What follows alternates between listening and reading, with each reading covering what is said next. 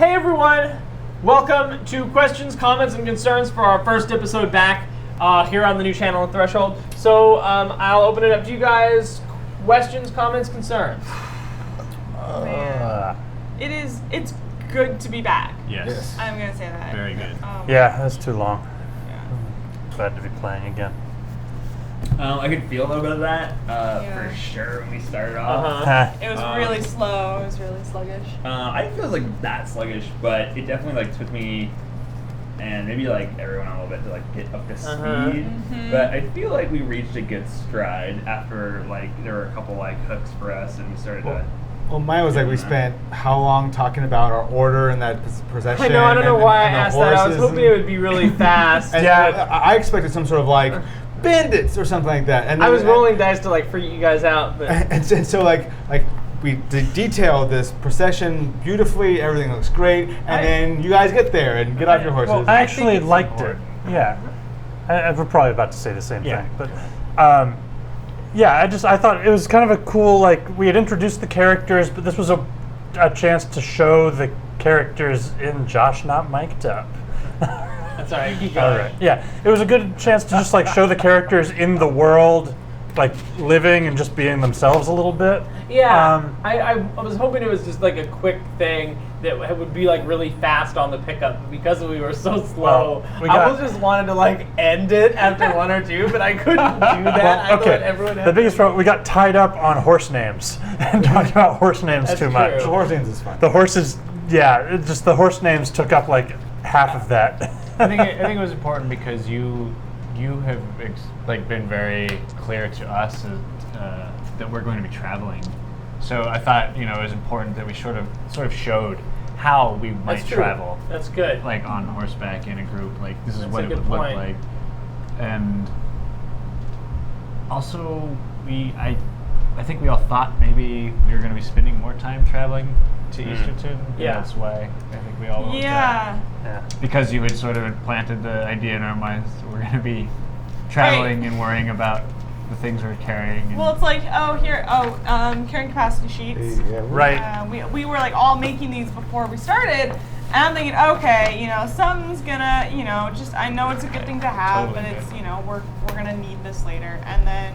we still may though. I know, but it's just I agree. I just feel like it was like there's a lot of like setup for something, but then we never got anything.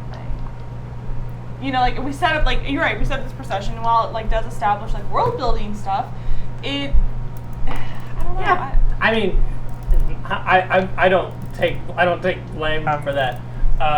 But it is a setup for something. I had you guys do those sheets because we are going to be traveling, and because I wanted you guys to think about what you are bringing from Marenton, from your homes to where you are now. Yeah. Also, I think it's important to take a step back and stuff. Like, yeah, we can criticize ourselves for that and stuff because we're trying to do a show here, but at the same time, like, I don't know, I had fun listening to the descriptions and talking about horse names, so it wasn't lost because we were enjoying ourselves while we did it. I'm sorry if it was super boring for you guys, but that's sort of I'm not like sorry. we're still. This is a real play show, and we go off on tangents and stuff sometimes. And that's true. I mean, that's something that a lot of the other shows out there are not. They're more heavily edited. They're not actually playing the game a lot of the time.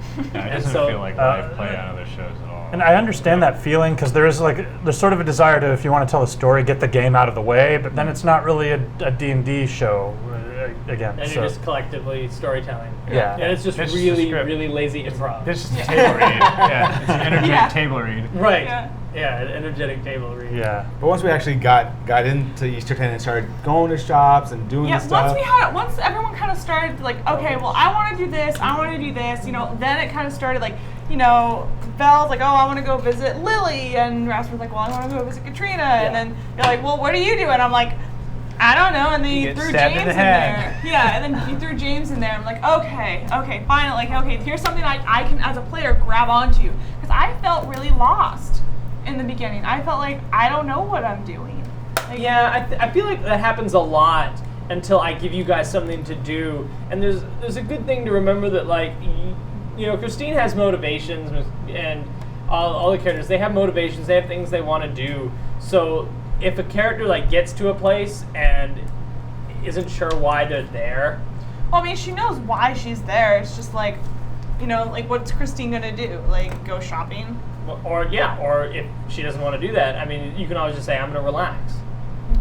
You know? But that, I guess that just doesn't make very interesting storytelling. No, but it gives me room to do stuff with, more time with Rasper or with Right. Vel. That's true. Yeah, as long as we know, like That's kind of Like why that. I'm always just like, I'm with Christine right now. Just that's right. Like tailing along. I don't have any. There's nothing for me to do in Easterton, so it's cool. It looks cool. It looks nicer than the last one, but I'm just like, whatever. Yeah, even if it's not exciting, you're never wrong if you're just doing something that is in character, and you don't have to be exciting. That just means we skip ahead a little bit if it's not. And I totally focused on don't mind that. Yeah. That's that is so easy. If I don't have to play and design another NPC off the top of my head. We had some fun NPCs this time. We did. Yeah.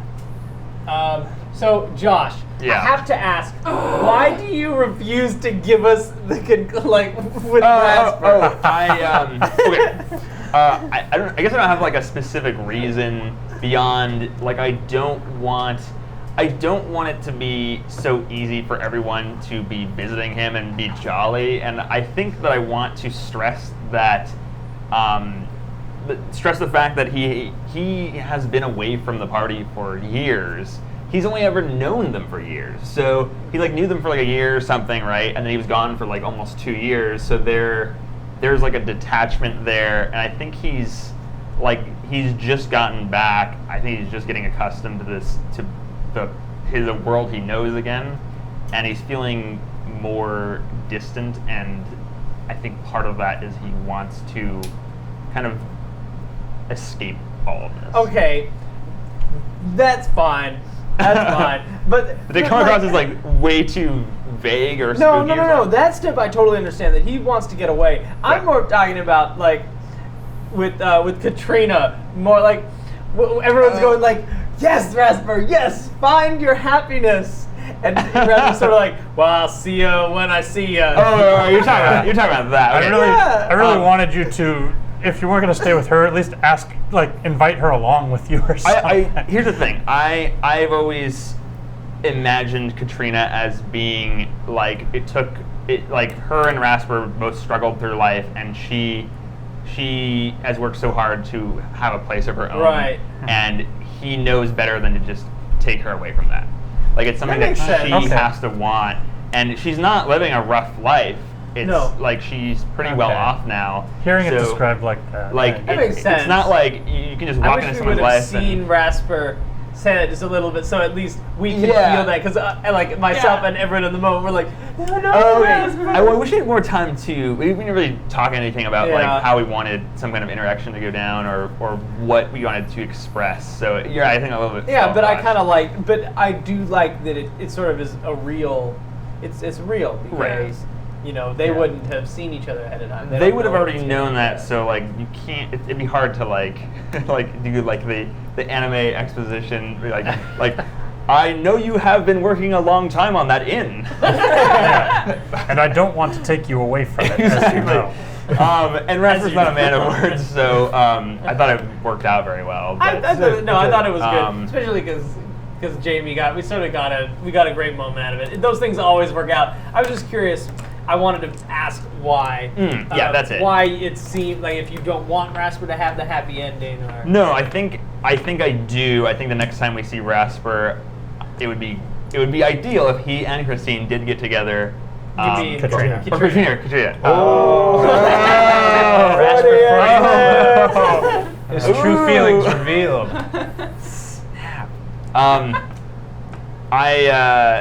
I think it wouldn't work out with them. You don't just walk up to somebody that is having a great life and say, "Hey, you want to leave your life and join mine?" Yeah, mine's been shit. Hey, do you like your luxury hotel you live in? Right. You want to go move to a cabin up north where it's cold all the time?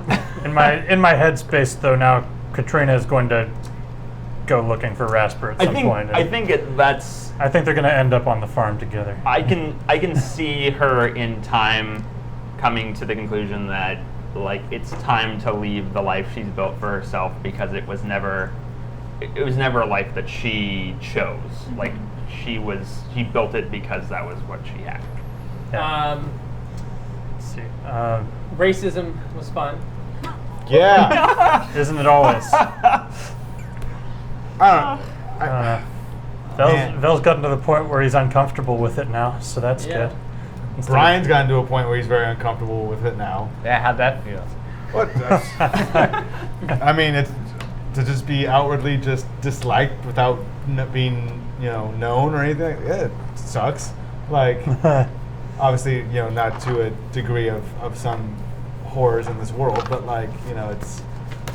Yeah, I innately had a defense. Like my defenses went up with talking to Steven as an old lady, which is weird. It's like, I just wanted to just slap this old lady for being mean to me for no real reason. Fun because she doesn't know better. She's just set in her ways. I know, but then I started thinking about what my grandpa would say, that kind of stuff. She's basically Vel's racist grandma at this point. So. Yeah.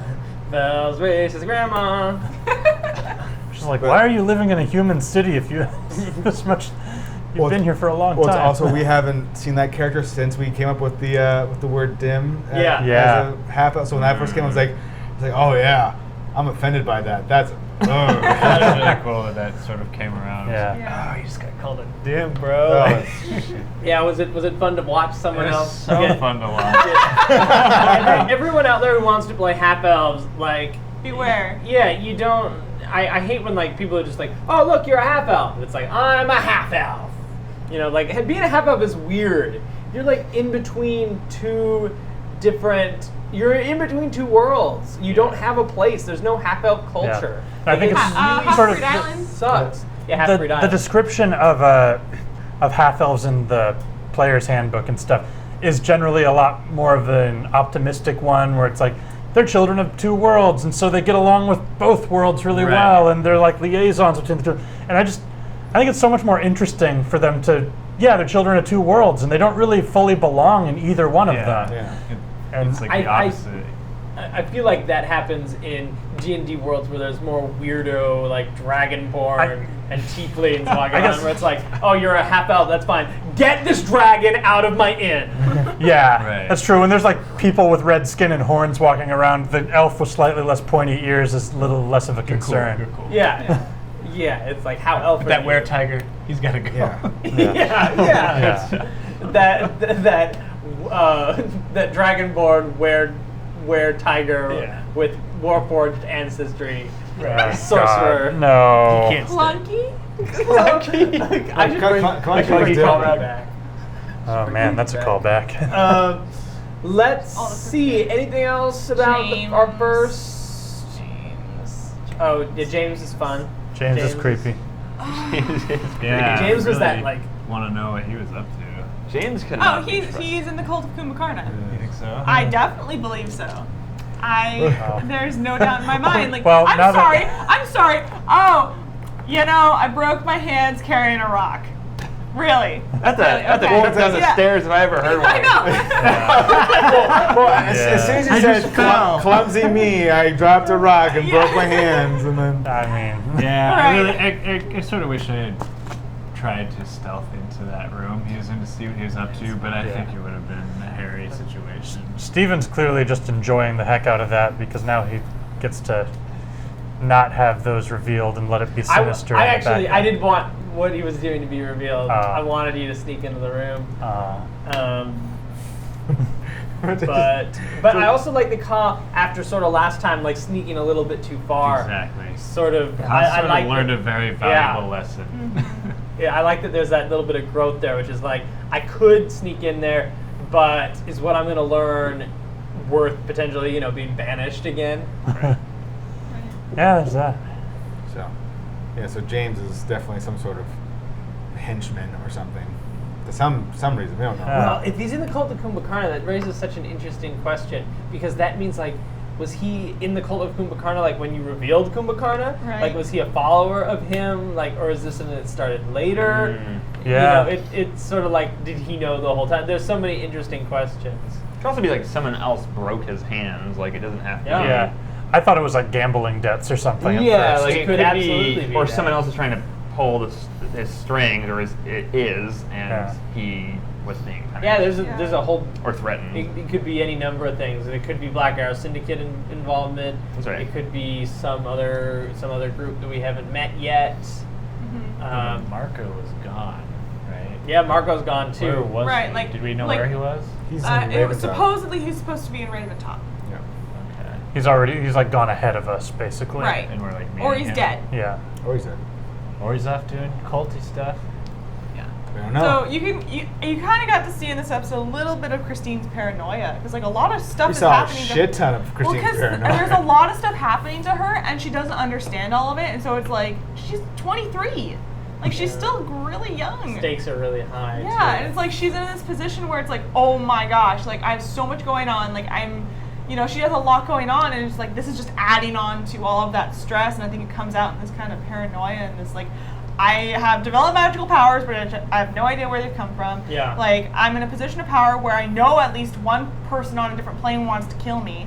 It's like, and then here's a guy with broken hands, and part of that whole and then there were cultists like trying to kill me while I slept. Like there's a lot of stuff that's been building up to this. I mean, like, one might call that paranoia, or healthy skepticism.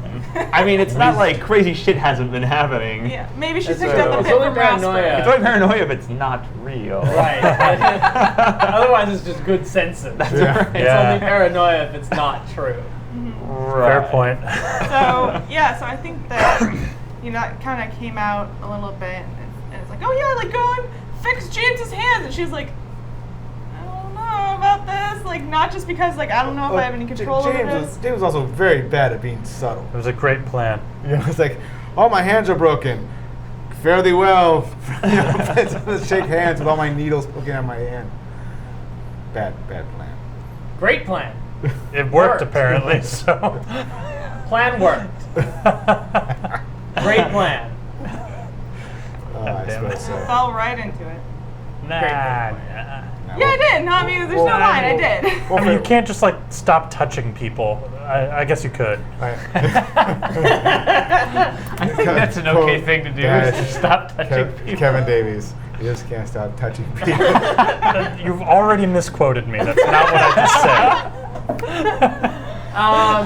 I think that's good for that's good for this session. Thanks everyone for watching. Questions, comments, and concerns. We'll see you not next Monday. Oh, I can't just say next week anymore. I have to say the actual dates. We'll see you soon with a new episode of Threshold, and then of course follow up the next day for these questions, comments, and concerns. Thanks so much, and we'll see you next time. Bye-bye. Bye.